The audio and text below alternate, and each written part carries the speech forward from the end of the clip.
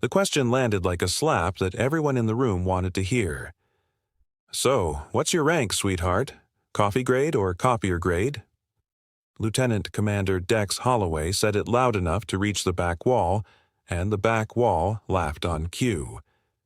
12 SEALs packed the briefing bay at Naval Special Warfare's Coastal Training Annex, sun-scorched, salt-crusted, 3 days into a readiness workup that would decide whether their task unit deployed on schedule. They were the sharp end of the fleet, and they knew it. You could smell the certainty on them, the way you can smell fuel near a running engine.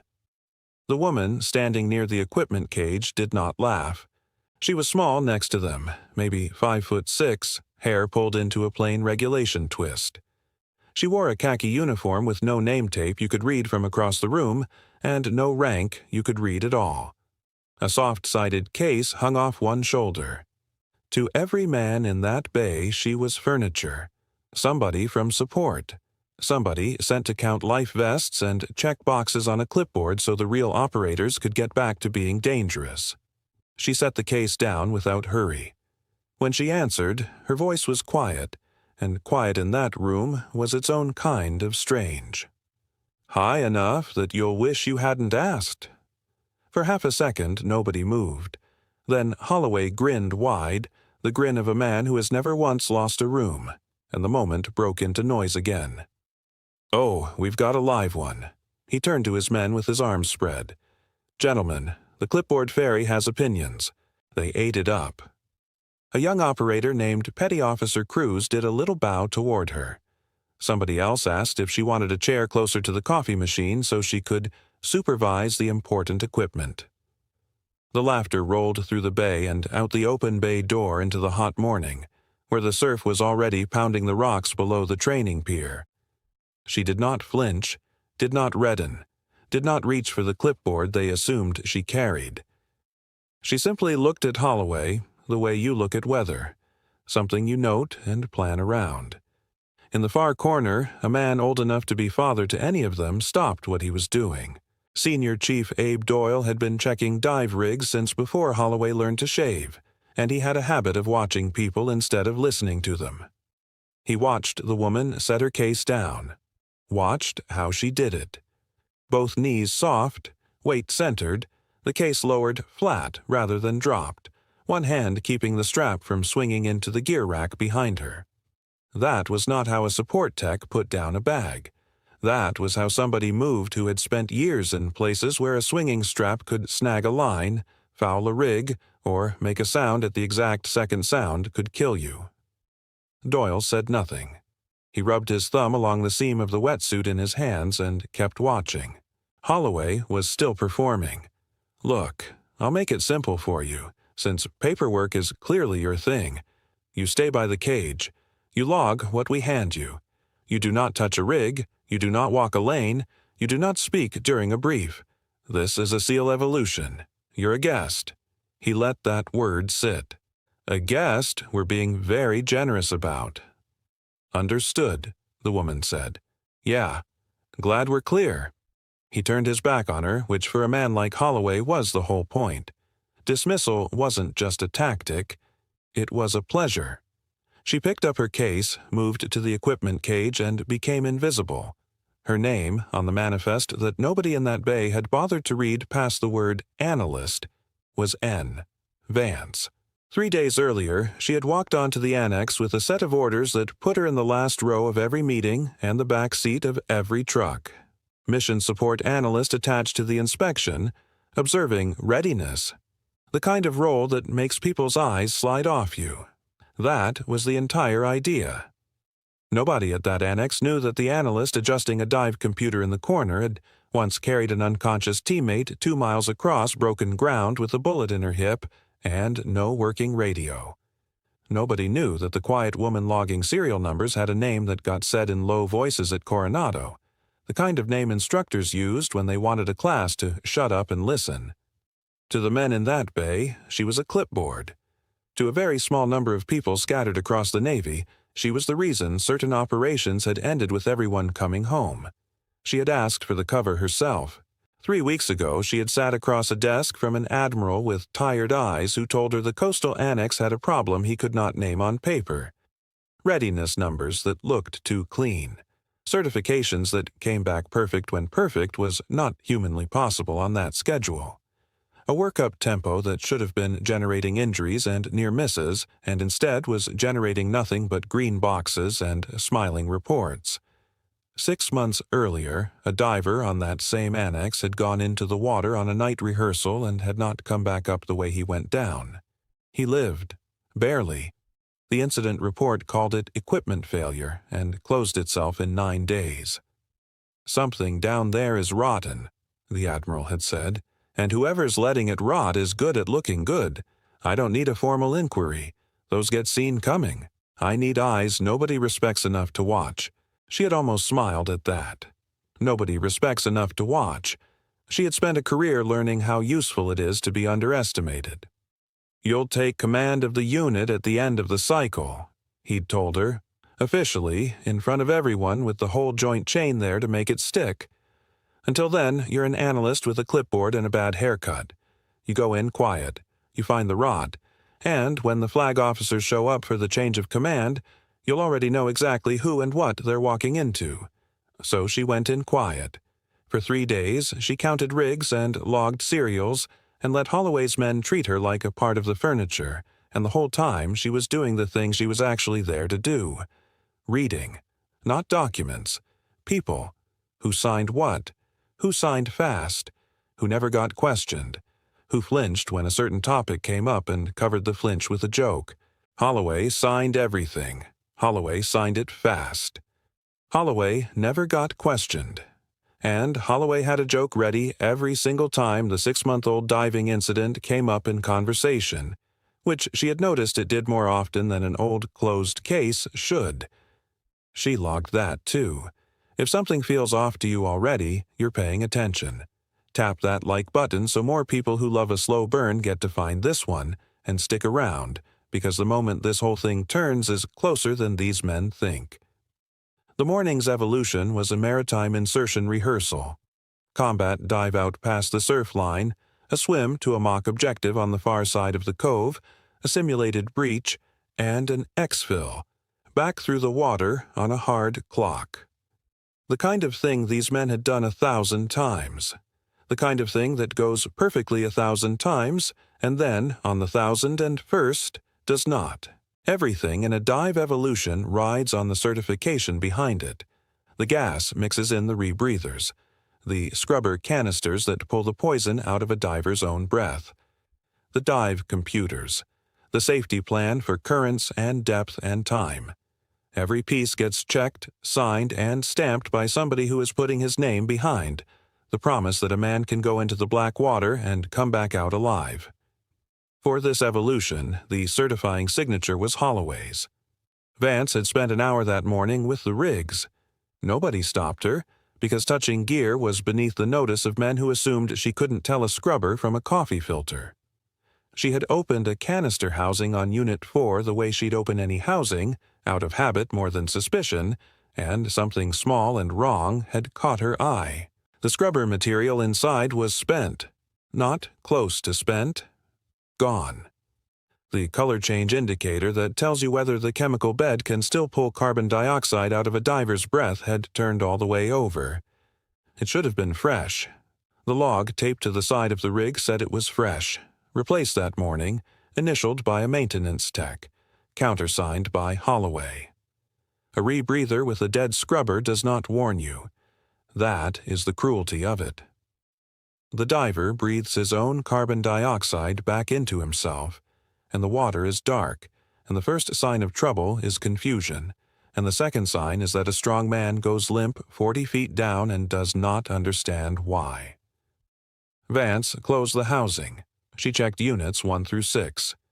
2 of them had the same problem, fresh on paper, dead in the housing. She stood there for a moment in the equipment cage with the rig in her hands and understood exactly what she was looking at. Somebody was signing certifications without doing the work behind them, then running the schedule as if the work had been done. It kept the readiness numbers clean. It kept the evolutions on time, It made a unit look sharp and made an officer look like a machine that produced only green boxes. And sooner or later it was going to fold a diver up at the bottom of a cold cove. 6 months ago, she was fairly sure it already had. She walked out of the cage toward the staging line, where Holloway was running his final checks with the easy authority of a man who had never in his life been wrong in front of an audience. "Lieutenant Commander." He didn't look up. "Cage stays open, guest. Log what we drop off. We'll be back in 90. 2 of your rigs have dead scrubbers, Unit 4 and Unit 2. The logs say fresh. They're not." Now he looked up, and around them, the staging line went quiet, because a support analyst contradicting a SEAL officer at the water's edge was the most interesting thing that had happened all morning. Holloway smiled the way a man smiles right before he decides to enjoy himself. "You open my rigs?" "I checked your rigs. The indicators are turned over. If your divers go down on 2 and 4, they'll be breathing back their own CO2 inside 20 minutes. The logs are signed." "The logs are wrong." He stepped closer to her, and his men drifted in behind him, a wall of shoulders and neoprene. "Let me explain how the world works, since your job is apparently to invent problems that keep real operators standing on the beach. Those rigs were serviced this morning. That signature is mine. When you tell me my signature is a lie, you'd better be prepared to explain how a clipboard from the fleet knows more about a combat rebreather than the man who's been diving them for 14 years. I'm telling you the scrubber bed is spent. Open the housing. It takes 10 seconds. I'm not opening anything on your say-so." He turned to Cruz. "Are we ready on the line?" "Ready, sir." "Then we go." Vance did not move. "If you put a man in the water on those rigs, you're going to hurt him. Maybe worse than hurt him." She let the next part land flat and even. "The way you hurt the man 6 months ago." The beach went cold. It was a small thing to watch if you knew to watch for it. Holloway's face did not change much, but his jaw set, and something behind his eyes went from amused to something else, and for a fraction of a second the performance dropped, and a scared man looked out through it before the performance came back up like a mask. "You want to be very careful," he said quietly, "about what you say next." "I've been careful for 3 days," Vance said. "I'm done being careful." Here's the thing about men like Holloway. They can't afford to be wrong in front of their people, because being right in front of their people is the only thing holding the whole act together. So when the analyst told him to stop the evolution, he could not stop the evolution. Stopping it would mean she was right, and if she was right about the rigs, she might be right about the rest of it, and the rest of it was the thing that could put him in a cell. So he did what cornered men do. He went louder.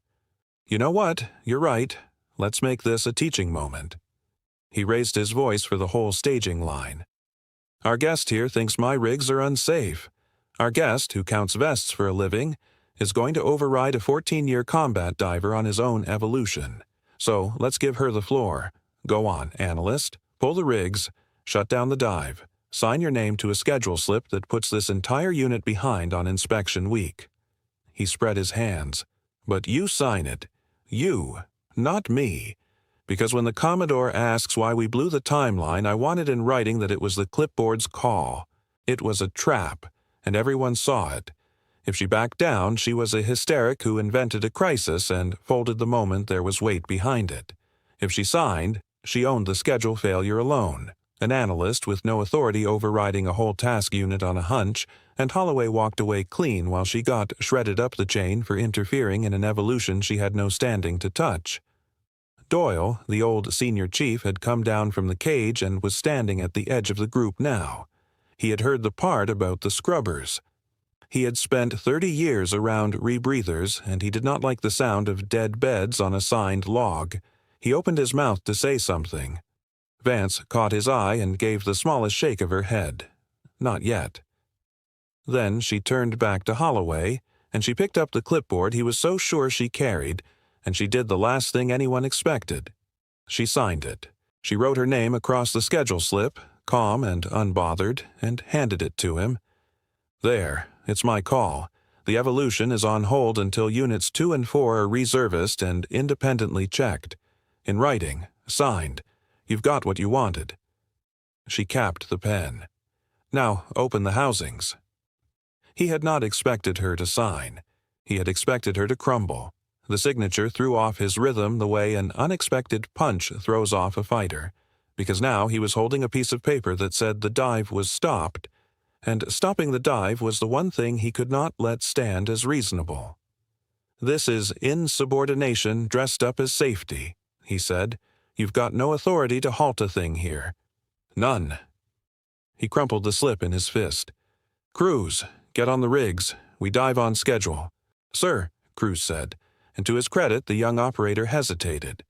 He looked at the rig in his hands. He looked at the analyst. He looked at Holloway. "Sir, should we maybe just crack the housing? 10 seconds, like she said." "Are you taking orders from the coffee cart now, Cruz?" Cruz's face went red. "No, sir." "Then get in the water." They put her out. Not gently. Holloway called base security on his own radio and reported that a support analyst was interfering with an active Evolution and refusing to clear the training area. 2 masters-at-arms arrived within minutes, apologetic and stiff, and asked her to come with them. She went without a word. She did not argue, did not cite a regulation, did not so much as raise her voice. She walked off the beach between 2 men half again her size, while 3 days of quiet dismissal finally curdled into something the whole unit could watch and enjoy. Cruz watched her go, and felt something turn in his stomach that he could not name. Doyle watched her go, and felt something turn in his that he could. They took her to the security building, a squat concrete box near the annex gate, and put her in a plain room with a table and 2 chairs and a window too high to see anything but sky.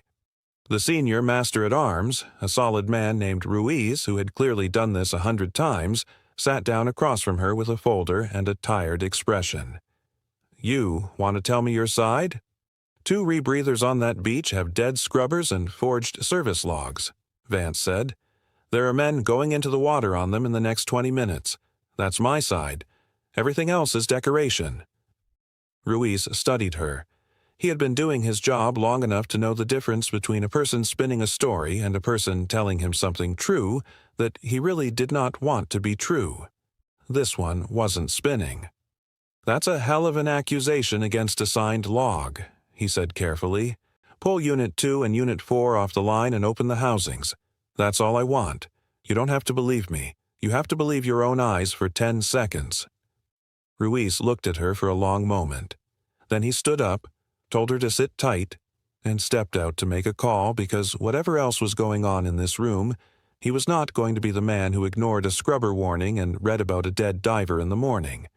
He didn't get the chance to finish dialing. Outside, over the water, a whistle blew 3 times. The recall. Then a horn, long and flat, the sound that means a real emergency has swallowed a training one. Then radios everywhere lit up at once, and the word that came across all of them was the word that empties a beach of every joke in the world. Diver down. It was Cruz.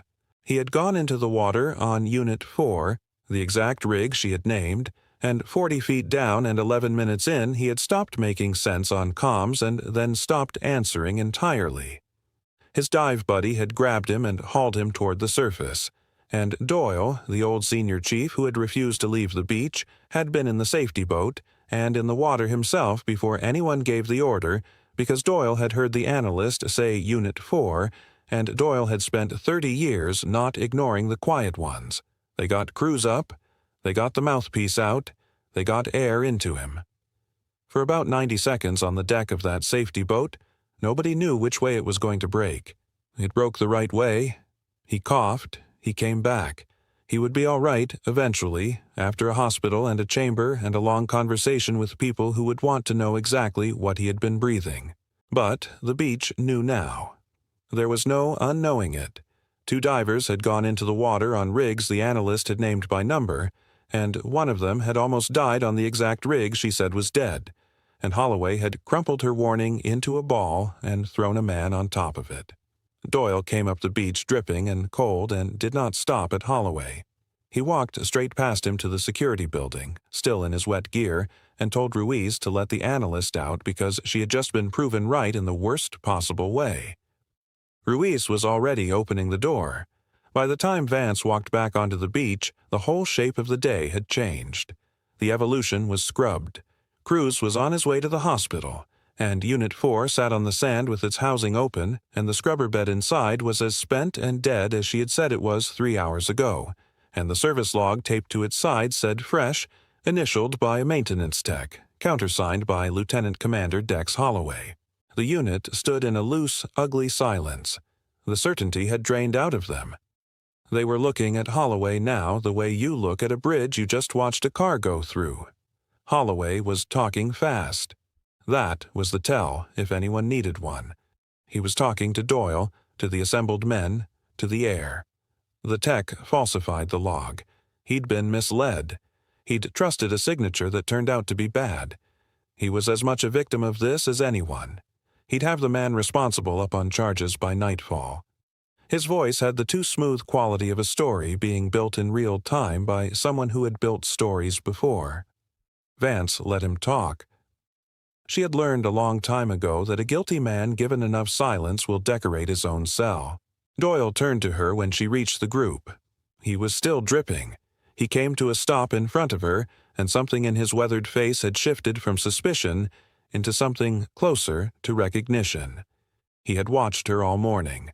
The way she set down a case, the way she moved, the way she read a rig by feel, and now the way she had called a dead scrubber by serial number 3 hours before it dropped a man. "You knew," he said quietly. "You knew before any of us. That's not analyst work. That's not clipboard work." He studied her face. "Who are you?" "Somebody who's been watching this annex bleed for 3 days," she said, "and 6 months longer than that on paper." Holloway heard the exchange and rounded on her because his story needed her to be the enemy again. "Fast. You caused this. If you hadn't been in my gear this morning, contaminating my rigs, playing with equipment you have no business touching, we'd have run a clean evolution and none of this would have happened." It was breathtaking in a way, watching him try. Even now, "Your rigs killed a man 6 months ago," Vance said, and this time she did not say it quietly. This time she said it so the whole beach heard every word. Or near enough. "Equipment failure," the report said. "Case closed in 9 days. And do you know what I found when I pulled the maintenance records for that night, Lieutenant Commander? The same thing I found this morning. Service logs signed and stamped with no work behind them. Green boxes on a rotten schedule. A diver breathing his own poison because it was easier for you to sign than to service." She took one step closer. "You didn't get misled by a tech. You built a system where the tech never had to do the work because the numbers looked better when nobody did. You've been running this unit on forge safety for a year, and today it finally caught one of your own." The silence on that beach had teeth. Holloway's face had stopped performing. What was underneath it was not remorse, it was calculation, cold and quick, a man running out of exits and checking each one. "You have no authority here," he said, and his voice had dropped low and hard. "You are a support analyst on temporary orders. You are nobody. When this inquiry happens, it'll be your word. An analyst who tampered with rigs, against a signed record and 14 years of my service. Think very carefully about who they're going to believe." Vance looked at him for a long moment. "You keep asking about my rank," she said. "If you're feeling the floor start to tilt, that's the good part arriving. Drop a comment right now and tell me. Did you spot who she really was, or did she get you too? Then keep watching, because everything Holloway just said is about to become the worst mistake of his career." The sound reached the beach before anyone placed it. Rotors. More than one set. Coming in low from the north over the water, growing from a background hum into a hard mechanical weight you could feel in your chest. The men on the beach turned toward it out of instinct. 2 aircraft. Then 3. Sleek command birds. Not the workhorse transports that ran the Annex supply runs. The kind of aircraft that carry people whose time is worth more than fuel. They flared and settled onto the Annex pad in a storm of sand and noise. Doors opened, and people began to step down who did not belong to any support unit, any clipboard, any temporary order. Stars. The first out was a tall woman in service uniform with 2 stars on each shoulder and a chest of ribbons that told a story most of the men on that beach would never be cleared to read. Behind her came 3 more flag officers, 1 Navy, 2 Joint, moving with the unhurried certainty of people who have never once had to wonder whether a room would make space for them. The beach snapped to attention on reflex, a ragged wave of it rolling down the sand as the men understood that the Joint Command had just landed in the middle of their very bad morning. The 2-star led them straight up the beach. She was not looking at Holloway. She was not looking at the wrecked Evolution or the open rig housing or the security men still hovering at the edge of the group. Her eyes swept the assembled unit once, fast and professional, and then they found the small woman in the plain khaki uniform with no readable rank, and they stopped. And Rear Admiral, upper half, Patricia Kellerman, Deputy Commander of the Joint Special Operations Enterprise, a woman who had commanded task forces on 3 continents and did not salute lightly or often, brought her hand up in a crisp, deliberate salute. "Captain Vance," she said, and her voice carried down the whole beach. "The command teams assembled and the change of commands on the clock. You ready to take your unit?" Behind her, without a word, the other 3 flag officers came to attention and saluted too. 4 salutes, held, aimed at the analyst. The beach came apart. You could hear it. An actual sound went through the assembled men, a collective intake of breath, boots shifting, someone's radio clattering off a hip and hitting the sand and nobody moving to pick it up. Cruz's dive buddy said a word under his breath that would not have survived a chaplain. Doyle, the old senior chief who had suspected but never let himself fully believe, went completely still, and then, slowly, a look crossed his face that was almost relief, the look of a man who had trusted his instincts and just found out they were right. And Holloway. Holloway stood frozen at the center of it with the crumpled schedule slip still somewhere in his fist, watching 4 general and flag officers salute the woman he had called sweetheart, the woman he had told to stay by the coffee, the woman he had thrown out with base security 3 hours ago, and every drop of color left his face. Vance returned the salutes, 1 clean motion, and when her hand came down, the small, quiet analyst was gone. She stood the way she had actually stood her entire career, before the cover and under it, squared, centered, a commander in front of her command. The stillness that had read as timid for 3 days revealed itself now for what it had always been, the stillness of someone who had nothing left to prove to anyone in that unit and knew it. "Ready, ma'am," she said. Kellerman lowered her hand and let her eyes travel across the frozen unit, the open rig, the security men, and finally to Holloway, and her expression cooled by about 20 degrees. "It looks," she said, "like we're walking into more than a ceremony." "You are," Vance said, "and you're going to want to see the maintenance logs before anyone signs anything today." Captain Naomi Vance. That was the name on the manifest that nobody had read past the word analyst. 22 years in naval special warfare. A troop commander before most of these men enlisted. A Navy Cross earned on a night she still did not talk about, for bringing 4 people out of somewhere she was not supposed to have gone in after them. She had spent the last several years in billets with names that did not appear in press releases, and the fleet had mostly assumed she had gone quiet or gone out. She had done neither. She had been selected to command this exact task unit, and the admiral with the tired eyes had sent her in 3 days early and 3 ranks down, as a nobody with a clipboard, because he needed to know what the change of command was actually going to inherit. Now, the whole beach knew. Kellerman set up shop in the Annex conference room within the hour, and it stopped being a ceremony and became something closer to a reckoning. The maintenance logs came out. So did the 6-month-old incident report, the one that had closed itself in 9 days. So did the service records, the countersignatures, the pattern that Vance had spent 3 quiet days building while everyone treated her like part of the furniture. Green boxes stacked on green boxes, none of them backed by the work they claimed, all of them signed by the same fast, confident hand. Doyle testified first because Doyle had 30 years of credibility and a wet uniform and a diver in the hospital who was alive because he had refused to ignore the quiet one. He walked them through what a dead scrubber bed looks like and how impossible it was that it had been serviced that morning.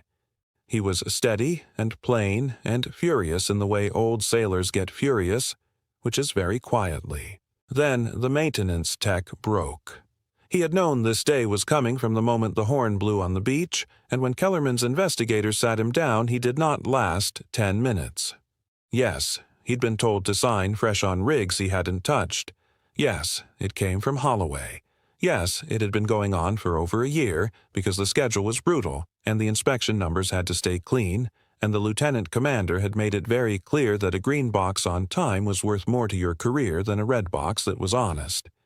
And yes, 6 months ago, the diver who nearly died on the night rehearsal had been on a rig serviced exactly this way, and after the incident, Holloway had personally rewritten the log to say the service had been done right. That last part turned a career-ending pattern of negligence into something with a much longer sentence attached. They arrested Holloway in the conference room. He did not go quietly at first. He tried the story one more time, the misled by a text story, the victim story, the 14 years of service story. He aimed it at Kellerman, then at the other flag officers, then at the very end at Vance, as if she of all people might be the one to save him. "You understand the pressure of this schedule," he said to her, and there was something almost pleading in it now. "You've commanded. You know what they demand. Nobody could keep those numbers real. Nobody. I kept the unit deployable. I kept us on time. If you'd ever run a workup this tempo, you'd have done the same thing." Vance looked at him for a long moment, and there was no cruelty in her face, and no forgiveness either. Just the flat certainty of somebody who had actually done the thing he was claiming was impossible. "I have run workups at this tempo," she said. "I've run them harder. And when I couldn't keep a rig safe on the schedule I was given, I slipped the schedule and I signed my name to the slip and I took the heat from people with more stars than sense." She held his eyes. "I did that this morning, in fact. In front of your whole unit. You crumpled it up and put a man in the water." She turned away from him. "You didn't keep this unit deployable, Holloway. You kept it lucky, and luck ran out at 40 feet. They walked him out. The conference room door closed behind him, and the sound of it was very final. The change of command happened that afternoon after all. It was smaller than planned and heavier than planned, and it happened in the same briefing bay where a SEAL had asked a woman her rank as a joke that morning. The same 12 men. The same equipment cage, the same open bay door letting in the same relentless sun and the sound of the same surf. Everything the same, and nothing the same, because the analyst they had spent 3 days dismissing now stood at the front of the room, and 4 flag officers stood behind her, and the orders were read aloud in the flat formal language that makes a thing official. Captain Naomi Vance was given command of the task unit. When the orders finished, she did not launch into a speech. She let the room sit for a moment. 12 men who had mocked her, and one who had almost died, and one old senior chief who had believed her before he had any proof, and she looked at all of them the way she had looked at Holloway that morning. The way you look at weather. "I'm not going to spend a lot of time on this morning," she said finally. "You already know how it went. You watched it. Some of you laughed." She let that land without heat. "Here's the only lesson I care about you taking from it. Every single one of you looked at me for 3 days and decided you already knew everything worth knowing. You saw a small woman with a clipboard, and you filled in the rest yourselves, and you were so sure you were right that it almost cost Cruz's life. Because when I told you a rig was dead, the story in your heads was louder than the fact in front of you." Nobody moved. That's the failure, not the schedule, not the rigs even. Holloway built the rot, and he'll answer for it. But the rot survived a year in a room full of the best trained operators in the fleet, And it survived because you'd all agreed on who mattered and who didn't, and you stopped checking. A dead scrubber doesn't care about your reputation. The water doesn't care what anyone's rank is. It'll take the strongest man in this room exactly as fast as the weakest, and the only thing that stands between your people and that water is whether somebody was willing to open the housing and look. She paused. From now on, in this unit, everybody opens the housing. I don't care whose name is on the log. I don't care whose feelings it steps on. If the quiet person in the corner tells you something's wrong, you check it before you laugh at it. That's the standard. That's the whole standard. Are we clear? Clear, ma'am. 12 voices, and no laughter anywhere in them. Afterward, when the flag officers had lifted off and the beach had gone quiet and the sun was starting its long fall toward the water, 2 men came to find her. Doyle first. The old senior chief walked up with his cover under his arm and stood in front of her and came to attention, and he saluted her, and it was a different salute than the one the Admiral had given. Slower, something in it that regulations don't have a word for. I clocked you the first morning, ma'am, he said. The way you set that case down. I've been doing this long enough to know a support tech doesn't move like that. But I'll be honest with you. I talked myself out of it. Kept telling myself I was seeing things. And a man almost died 40 feet down while I was busy talking myself out of what I already knew. He dropped the salute. His jaw worked. I should have said something on the beach. I'm sorry I didn't. You went in the water after cruise before anyone gave the order, Senior Chief, Vance said. You believed the analyst nobody else would. When it counted, you did the right thing faster than the whole rest of that beach combined. She held out her hand, and he took it. I'll take a senior chief who trusts his instincts under fire over 100 who trust the paperwork. Welcome to my unit. Glad to be in it, ma'am. The second man was harder. Cruz was still in a hospital bed across the base with a headache that would last a week and a story he'd tell for the rest of his life. But his dive buddy, a young operator named Beckett, who had been the loudest laugher in the bay that morning, walked up to her at the edge of the pier with the particular stiffness of a man doing something that costs him. Ma'am. He couldn't quite meet her eyes at first. Then he made himself. I was one of the ones laughing this morning. When Holloway asked you your rank, I laughed harder than anybody, and then I almost pulled my buddy out of the water in a body bag because of a rig you told us was dead. His voice cracked and he pushed through it. I don't have a good way to say sorry for that. I don't think there is one. Vance looked at him for a moment. He was young. He reminded her of about 40 people she had trained over the years. All that ability and all that certainty and none of the scars that teach you how little certainty is worth. You want to make it right, she said. Yes, ma'am. Anything. Then remember exactly how this felt. This feeling right now, standing here, realizing you were completely sure about someone and completely wrong. She held his eyes. You're going to meet a lot of quiet people in a lot of corners over the length of a career, Beckett. Most of them won't turn out to be anybody's captain. That's not the point. The point is, you'll never know which ones are worth listening to if you've already decided the answer before they open their mouths. Stop deciding. Start looking. Do that. And Cruz, nearly dying today, buy something. Don't, and it was just a bad morning. She let a small measure of warmth into it, the first he'd seen from her. That's how you make it right. Yes, ma'am. He stood a little straighter. Thank you, ma'am. He walked back up the beach carrying it, the good kind of heavy, the kind that changes a person if they let it. That evening, Naomi Vance stood alone at the end of the training pier with the Pacific going gold and then gray in front of her, and she let herself have 60 seconds of stillness. No cover to maintain, no unit watching, no clipboard. Just a woman who had spent 3 days being nobody, and a career before that being someone whose name got said in low voices, standing at the edge of the water that did not care about any of it. Behind her was a unit that would be different tomorrow than it had been that morning, because sometimes it takes a man almost dying at 40 feet to teach a room full of the best trained people in the fleet the one thing training can't. That the story in your head is not the fact in front of you. That the person you're most certain you can dismiss is exactly the person you should have opened the housing for. They had asked her rank as a joke. The joke was that they'd been standing in front of the answer for 3 days and were too sure of themselves to see it. She watched the last of the light go off the water. Then she turned and walked back up the pier toward her unit, toward the work that started in the morning, toward the long, unglamorous business of building something honest out of something rotten, one opened housing at a time. Justice is rarely loud. It doesn't usually arrive with helicopters, whatever this particular day looked like. Most days it looks like one person in a corner refusing to sign a lie, and one old sailor trusting his gut, and one young operator finally learning to look before he laughs. It moves slow, it moves quiet, and every so often, on a beach in the hard afternoon sun, it moves fast enough for everyone to see. They mocked her rank. They forgot that the quietest person in the room is sometimes the one holding the whole thing in her hands. If this one landed for you, do the Quiet Corner people a favor and hit that share button, so the next person who almost gets underestimated gets to see how these stories should end.